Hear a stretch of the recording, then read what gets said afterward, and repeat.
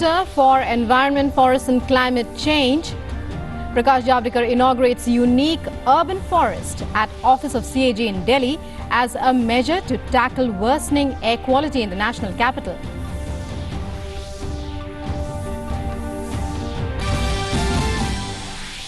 Union Minister Ravi Shankar Prasad addresses West Bengal virtual rally, reiterates India's belief in peace and willingness to resolve differences through peaceful manner, also says country is capable of befitting reply if instigated.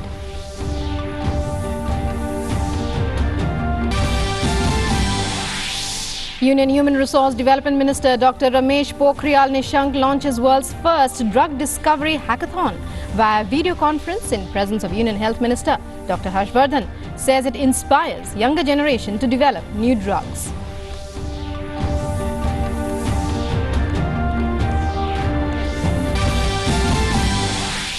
Recovery rate approaches 59.51%.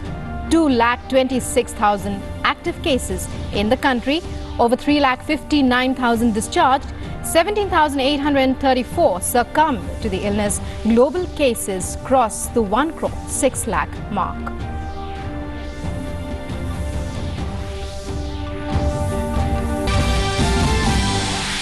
Russians grant Putin right to extend his rule until 2036 in a landslide vote.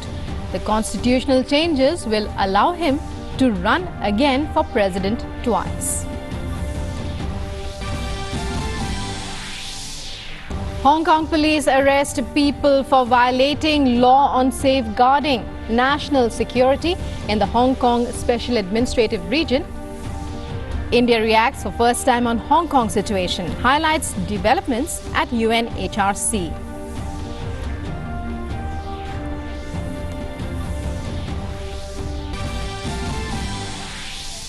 UN Security Council adopts first COVID-related resolution demanding immediate cessation of hostilities in conflict zone. Council accepts resolution after US-China resolve the differences over WHO.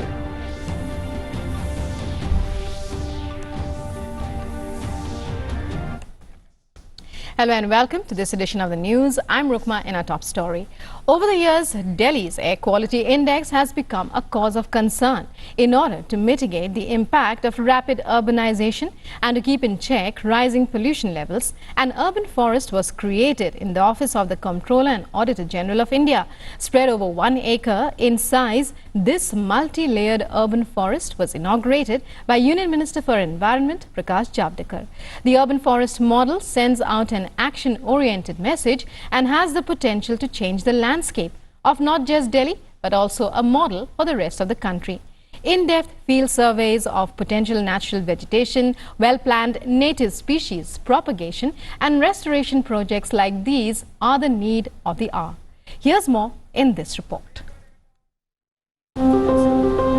Due to the forced restrictions during COVID-19, pollution level in cities like Delhi dipped drastically.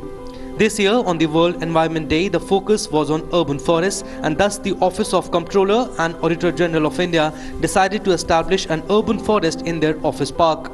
Union Environment Minister Prakash Javadekar inaugurated urban forests at Delhi's ITO crossing, which has recorded high air pollution levels in the last few years. He also took a walk around the urban forest and hailed the initiative. 3 साल के बाद ये जब पूरा फूलेगा फलेगा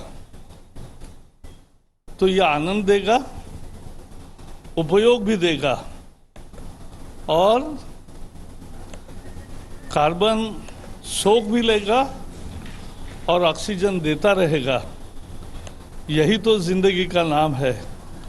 पेड़ की जिंदगी इसीलिए होती है और पेड़ सीएजी ने अपनी खुद की ऑक्सीजन बैंक अपने कंपाउंड में ही तैयार की है। The unique design of the urban forest consists of recreational, artistic and meditation zones. The winding pathways, watchover, gazebo and sitting spaces add to the character and experience of the urban forest. A life-size stone sculpture by renowned sculptor Robin David stands in the center as a symbol of synergy between forest, art and design. CAG के इस परिसर में 1 एकड़ और 200 metre में 12,000 विभिन्न प्रजातियों के पेड़ लगे हैं। ये नया जंगल का टेक्निक है और देखने लायक है। Keeping in view the limited area, local material was adopted to enable intensive afforestation. The urban forest would be dense with multiple tree layers including 12,000 saplings of 59 indigenous species. The urban forest has an ecosystem which has the capacity to restore habitat for birds, bees, butterflies and microfauna. These are essential for pollination of crops and fruits and to help maintain a balanced ecosystem.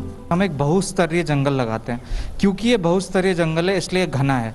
मतलब इसके हर स्तर पर आपको एक ऐसी प्रजाति मिलेगी जो अलग अलग हाइट पर जा सकती है। और साथ ही साथ जंगल में 59 तो इसमें स्पीशीज़ हैं और उतनी स्पीशीज़ होने की वजह से, उतनी प्रजातियां होने की वजह से इस जंगल की क्वालिटीज़ बहुत सारी हैं। The species selected are part of Delhi's natural vegetation and are best suited to the region's terrain, climate and soil. With minimal maintenance, including watering and de-weeding, the urban forest will be self-sustainable in 2 years. The idea of the urban forest in one of the most busiest and polluted cities is a novel one and which could prove to be a game changer in a city like Delhi. This will also give the people a chance to not just reclaim but at the same time preserve their natural surroundings. With camera person Vinay, this is Tapush Bhattacharya, DD India, Delhi. Union Minister and senior BJP leader Ravi Shankar Prasad today addressed the virtual Jan Samvad rally for West Bengal. While addressing the gathering, the minister warned China, saying India believes in peace, but the country is capable of giving a befitting reply if instigated, be it any kind of situation. आजकल 2 सी चल रहा है, मालूम है ना? एक है corona और दूसरा है चाइना।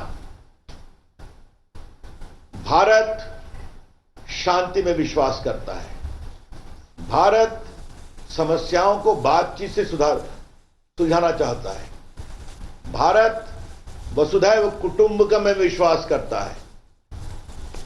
लेकिन जैसा हमारे प्रधानमंत्री जी ने कहा, अगर भारत के साथ कोई आंख मिलाएगा तो भारत आंख मिला के जवाब देना भी जानता है, समझना चाहिए। ये 1962 का भारत नहीं है, न झुकेगा न रुकेगा।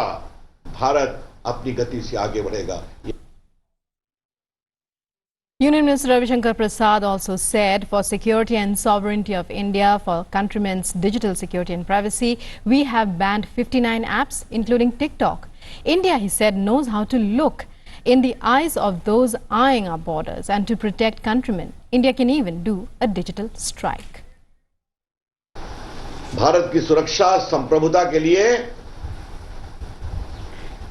जनता के डिजिटल सुरक्षा के लिए, जनता के डेटा की सुरक्षा के लिए, पब्लिक ऑर्डर के लिए हम लोगों ने 59 ऐप को बैन किया है। कानूनी कार्रवाई होगी उसकी, लेकिन ये उसमें टिकटॉक भी है, पता है ना आपको? भारत की जनता की निजता के ऊपर, भारत की जनता की डेटा की चोरी के ऊपर, भारत की जनता के डेटा को भारत से बाहर भेजने के किसी कार्रवाई पर हम बहुत सख्त हैं कि भारत अपनी सीमा पर आंख में आकर बात करना भी जानता है और भारत के लोगों की सुरक्षा के लिए भारत डिजिटल स्ट्राइक करना भी जानता है। And Union Minister for Health and Family Welfare, Dr. Harshvardhan, today launched Drug Discovery Hackathon along with Union Minister for HRD, Dr. Ramesh Pokhriyal Nishank, via video conferencing. The Drug Discovery Hackathon is a joint initiative of the MHRD, AICTE and CSIR and is supported by partners such as CDAC, MyGov, Schrödinger and ChemAxon. मुझे आज बहुत खुशी हो रही है कि आज विश्व के पहली ड्रग डिस्कवरी हैकाथॉन 2020 का शुभारंभ हो रहा है और इस अवसर पर मैं डॉक्टर हर्षवर्धन जी, उनकी पूरी टीम को, स्वास्थ्य मंत्रालय, विज्ञान प्रौद्योगिकी और मानव संसाधन विकास मंत्रालय, ये तीनों मंत्रालयों की इस महत्वपूर्ण टीम को बधाई और शुभकामना देना चाहता हूं कि जो आज शुरुआत हुई है वो कोई सामान्य शुरुआत नहीं है। ये पूरे विश्व का ड्रग डिस्कवरी हैकाथॉन पहला है पूरी दुनिया का, जो ये 3 चरणों में होने वाला है। ये हैकाथॉन ये पहले चरण, दूसरे चरण और तीसरे चरण में। और जैसे मेरे को बताया गया कि ये केवल ये इनोवेशन एक दुनिया के लिए एक ऐसा प्लेटफॉर्म तैयार करना है। ये केवल ड्रग की खोज के प्रति छात्रों में और शोधकर्ताओं में उत्सुकता ही पैदा करना नहीं है, बल्कि जैव चिकित्सा की दिशा में एक नए अभियान की शुरुआत करना भी इसके पीछे ये हेतु है। The Shivraj Singh Chauhan-led Madhya Pradesh cabinet was expanded on Thursday with the induction of 28 ministers, including a dozen loyalists of Jyotiraditya Scindia, whose exit from the Congress in March had led to the fall of the 15-month-old Kamal Nath-led regime in the state. Governor Anandiben Patel administered the oath of office to the ministers at Raj Bhavan. COVID-19 protocols were followed at the ceremony. The new ministers include 20 of cabinet rank and 8 ministers of state. Joining us now is our correspondent Ajit for details. Ajit, well, a much awaited development in Madhya Pradesh, the swearing in of Jyotiraditya Scindia loyalists as an expansion of the cabinet by Shivraj Singh Chauhan.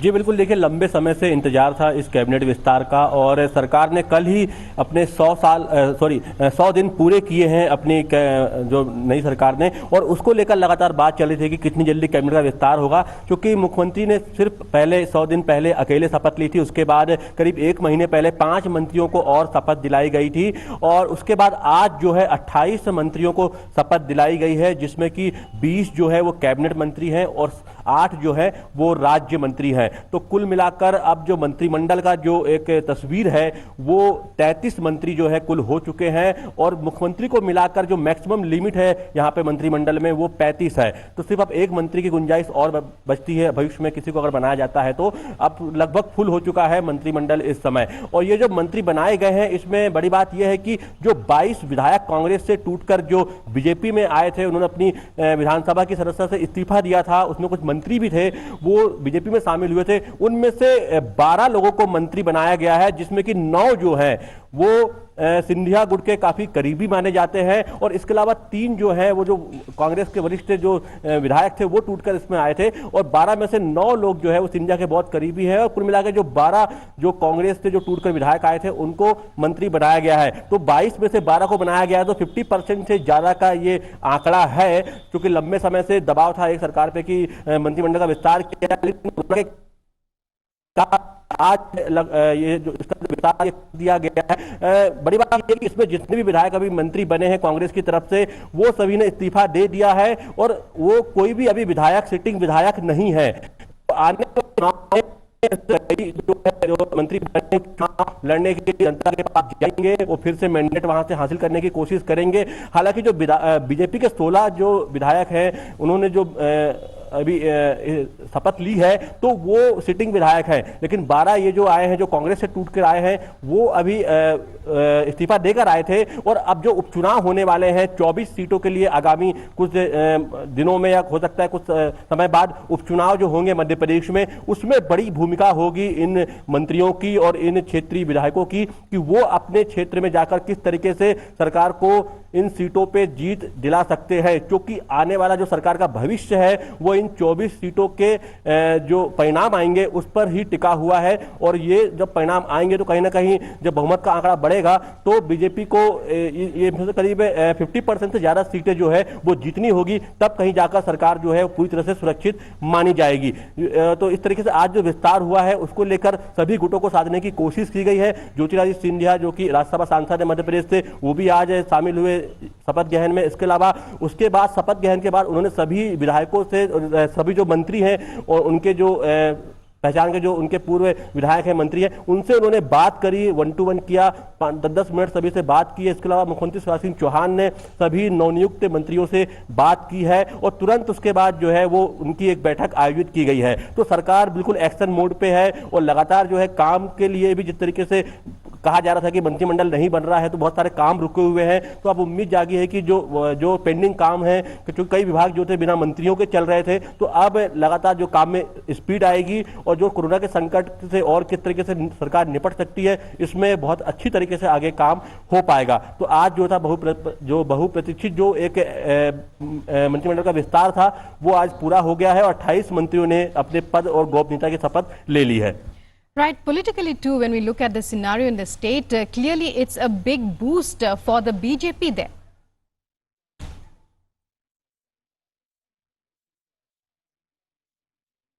ये देखिए, अभी वर्तमान में तो जो अभी विधानसभा में जो आंकड़े हैं उसके हिसाब से तो बीजेपी के फेवर में ही है, क्योंकि बीजेपी के पास बहुमत है। लेकिन अगर जो ये 24 सीटों पे जो चुनाव होंगे तो वो अभी विधानसभा की जो 30 सीटें जो होती हैं उनसे बहुमत आंका जाएगा। वर्तमान में बीजेपी के पास 106 करीब विधायक है, कांग्रेस के पास 92 विधायक हैं। लेकिन जब ये उपचुनाव होंगे और उसमें से जो करीब अगर पूरे जब चुनाव हो जाएंगे तो 116 जो नंबर है वो पाना होगा। और कहीं बीजेपी के लिए सिर्फ 10 से ज्यादा सीटें अगर जीत जाएगी बीजेपी तो वर्तमान जो स्थिति है उसमें उसके नंबर पूरे होते दिख रहे हैं। हालांकि कांग्रेस को काफी जोर लगाना पड़ेगा, क्योंकि कांग्रेस के पास नंबर्स बहुत कम हो गए हैं। जिस तरीके से 22 जो विधायक टूट के आए थे बीजेपी में, तो उसके बाद से कांग्रेस को काफी सरकार तो गंवानी पड़ी, लेकिन काफी उसको क्षेत्रीय जनाधार भी खोना पड़ा है। तो बीजेपी के पास अगर वो 10 से ज्यादा सीटें ले आते हैं तो कहीं ना कहीं सरकार के पास जो नंबर थे वो पहुंच जाएंगे।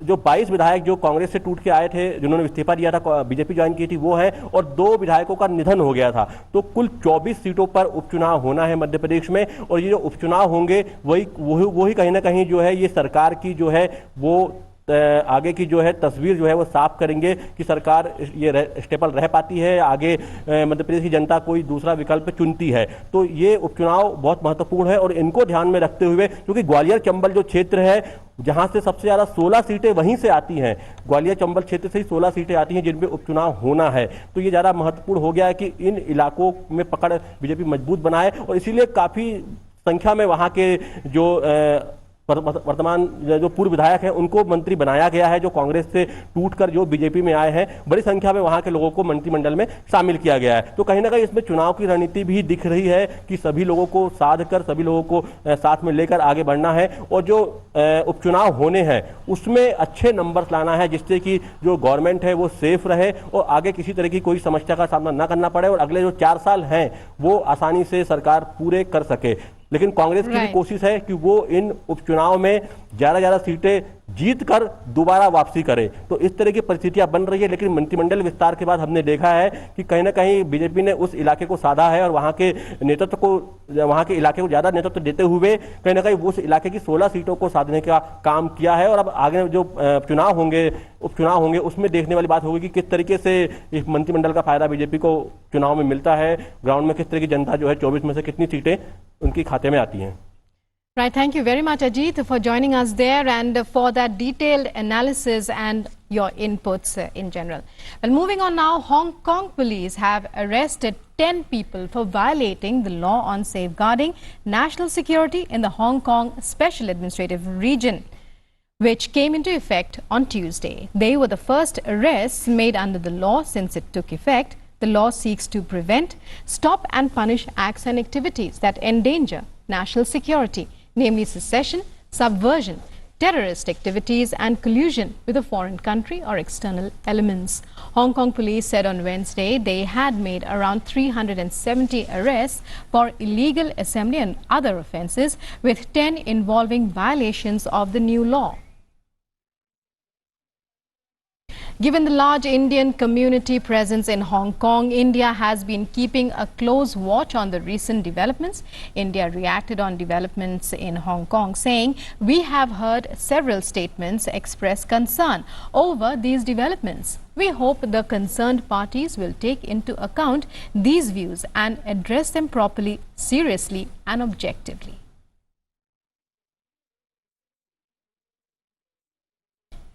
On the situation in Hong Kong, India has said that it has taken note of several statements expressing concerns on these developments. And India's envoy to UN bodies in Geneva, Rajiv Chandar, said that given the large Indian community that make Hong Kong its home, India has been keeping a close watch on these developments. Given the large Indian community that makes the Hong Kong Special Administrative Region of China its home, India has been keeping a close watch on recent developments. We have heard several statements expressing concern on these developments. We hope the relevant parties will take into account these views and address them properly, seriously and objectively. Meanwhile, U.S. State Secretary Mike Pompeo has said that the U.S. is deeply concerned about the law's sweeping provisions and the safety of everyone living in the territory. He also added that the United States will continue to implement President Trump's directive to end Hong Kong's special status. The United States is deeply concerned about the law's sweeping provisions and the safety of everyone living in the territory, including Americans. Article 38 of the new law also purports to apply to offenses committed outside of Hong Kong by non-residents of Hong Kong, and this likely includes Americans. This is outrageous and an affront to all nations. We will continue to implement President Trump's directive to end Hong Kong's special status. And Russians opened the door to Vladimir Putin staying in power until 2036 by voting overwhelmingly for constitutional changes that will allow him to run again for president twice. But critics said the outcome was falsified on an industrial scale. That means Putin, 67, could rule until the age of 83. Official results published on Thursday, after 99.9% of ballots had been counted, showed that the former KGB officer who has ruled Russia for more than 2 decades as president or prime minister had easily won the right to run for 2 more 6-year terms after the current one ends in 2024. The Central Election Commission had said 77.9% of votes counted across the world's largest country had supported change the constitution. Just over 21% had voted against it, it said. And joining us now is our correspondent Abhishek for more on this story. Abhishek, well, it's a path-breaking resolution that has been adopted, but clearly this is not the first time that President Vladimir Putin has received such an extension. Exactly, Rukma, and this is a huge mandate that Russia has given this time, apparently to Vladimir Putin, who will, though he has not openly said about it, but who is believed to be running for the next terms of presidency, and this whole adoption of new mandate will allow him to run for presidency for 2 consecutive terms, which will make him president, which might make him president for Russia for in the year 2036. This whole amendment has reset the last 4-5 terms of President Putin as 0, because at the time of constitutional amendments being adopted, the one who is occupying the head position in the state, that term will not be counted, and now the next term will start from 0. So this will allow Russian president to continue for another 2 decades at least. Talking about the other reforms, this whole constitutional amendment has also taken into account the social reform, cultural reform, economic reforms. Now, this whole Russian state will have a faith in God, God given by their ancestors. So this whole concept of religiosity will come into play in Russian political discourse in the times to come. Also, the Russian, those who have been Russian and the language Russian, that will be, that has been highlighted as a basic, component of being a Russian in a way. So these are the things that will come into play once these amendments are adopted in all finality in the days to come. Right, Abhishek. Well, thank you very much for joining us there and for your inputs. And moving on now, Peramkullam in Kullakada Grama Panchayat has become the first book village of Kerala. Many bookshelves are set in different parts of Peramkullam to promote reading habits and enable the reading of books anytime, any part. In any part of the gram. It is useful for book lovers and to attract newcomers to the world of books. Gyanpith winner M.T. Vasudevan had officially declared the village as a complete book village. Peramkullam in Kullakada Gram Panchayat has become the first complete book village in Kerala. It was Bapuji Granthashala, the library of the village, that gave shape to the idea of a complete book village. For the purpose, bookshelves are set up in public places in all parts of the village. About 100 numbers of books are arranged in each bookshelf. Anybody can take books at any time One need not make any payment or have membership with the library. The bookshelf library system is an idea derived from the international organization by the name of the Little Free Library Foundation. No one is there to let you a book or to collect monthly premium. One thing is that one needs to put a book in the shelf while taking one. We aim to bring back the habit of reading books among the new generation and the public. It is strongly felt that the new generation is taking deviation from the habit of reading books. That is why we have taken initiative to launch such a library system. The Bapuji Library has ventured into a new system to bring back the legacy of reading and to attract new generations to the world of books. The villagers, including children, have become the friends of books and bookshelves. Bapuji Library has also made arrangements for online education. The new library system enables us to read several books during the lockdown period. My father used to bring us books to read, but now we can have books from the bookshelves. The people of Peramkulam have realized the fact that only through such a movement the legacy of libraries and reading can be retrieved. It is the love and the affection of the villagers that brought the title of the first complete book village to Peramkulam. Bureau Report, DD India. And that's all we have for you in this edition of the news. News and updates continue on DD News and DD India. Coming up next, doctors speak with our anchors. Thanks for watching. Namaskar.